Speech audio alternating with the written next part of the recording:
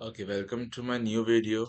Here, I'm going to solve another paper which is known as third internal test, in which we solve some questions related to two algorithms.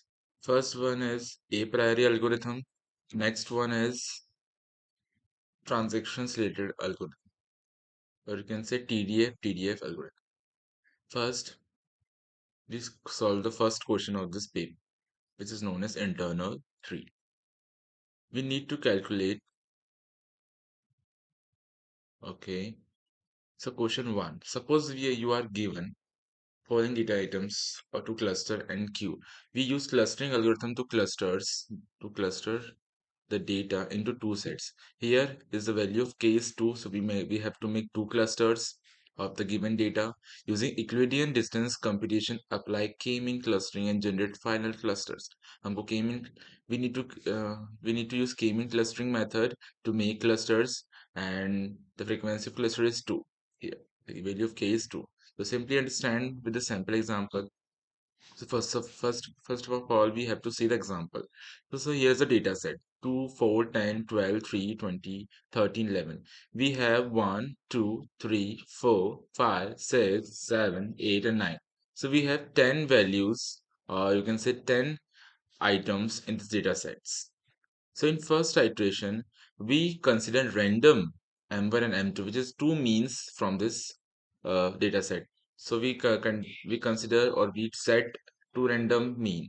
M1 and M2 are the two randomly selected mean, centroids mean, or where M1 is equals to 4 and M2 is equals to 11. Here I have selected two means. First one is 4 and second one is 11. You can select any two in this data set, but the answer will remain same. You get the same clusters as I get. Okay, so don't need to confuse here. I hope you understand. Next, and the initial clusters are, so the initial clusters are 4 and 11 because the mean and M2 are same. So now we calculate the Euclidean distance as dx comma a, where distance formula is under root x minus a square. D1 is the distance from M1 and D2 is the distance from M2. So here is the first iteration. We obtain first table. Data point D1 is the first point and D2 is the second point. Okay? So we make data points 2, 4, 10, 12, 3, 20, 30, 11, 25, accepting remaining the 2 points. Here I have selected 4 and 11. So 4 and 11 are also included here. So d1 is the from distance from point from m1, and these two is distance from m2. So here the distance 2, 9, 7 distance we have calculated and cluster them. The c1 c2 are the two cluster we have used here. Now as we can see in the above table, two data points are added to cluster c1 and other data points added to cluster c2. Therefore, the first cluster 1, 2, 4, 3 includes 2, 4, 3 elements, and cluster 2 includes 10, 12, 20, 30, 11, 25. Next, we do same thing that we have done in iteration 1. We follow this method or this process recursively until we obtain the same cluster in the previous iteration.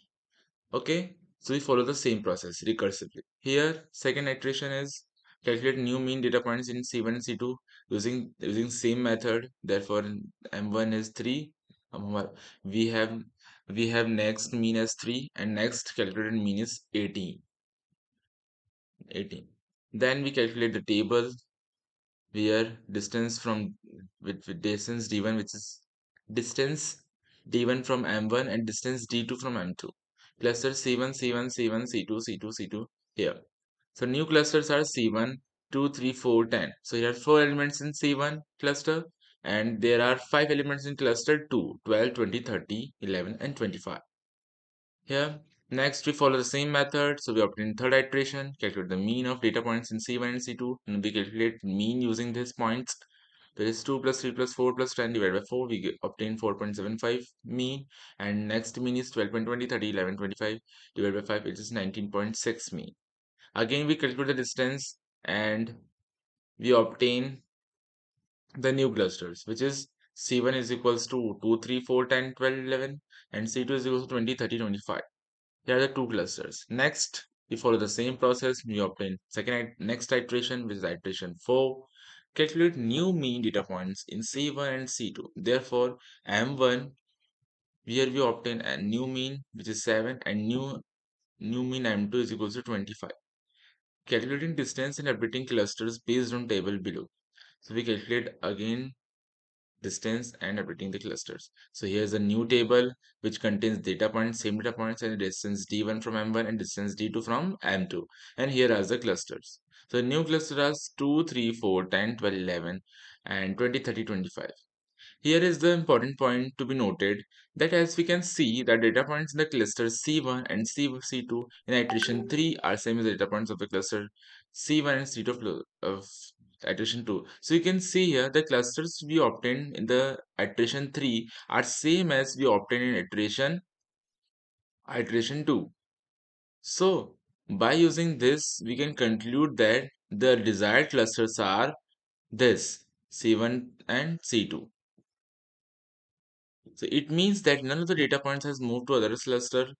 So we can say that no one data is moved to another cluster. The cluster are obtained from this equation are same and are perfect. Means that of the cluster is constant. So this becomes a stopping condition for our algorithm. So this is a stopping condition of our algorithm because we repeat the method. So hope you guys and this is the end of my video. Hope you guys understand the question and the clustering algorithm and the clustering question clustering numerical. Thanks for watching my video. Hope you will utilize this and hope you guys understand the method. Thank you. Okay, again welcome to my channel. Here is the last question of, or you can say second question of the previous video question internal 3. Here going to solve the transactions. I'm going to read the example problem. The example problem is that example data for the supermarket transaction bought items T1 bread, jelly, peanut butter, T2 bread, peanut butter, T3 bread, milk, peanut butter, T4 beer, bread, T5 beer, milk.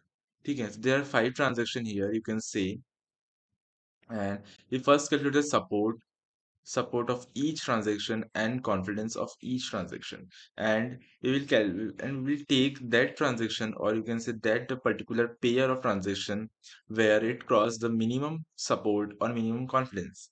So minimum support is 4 by 5 because there are 4 bread out of 5, so it is 80% support. For support of jelly is 1 by 5, 20%.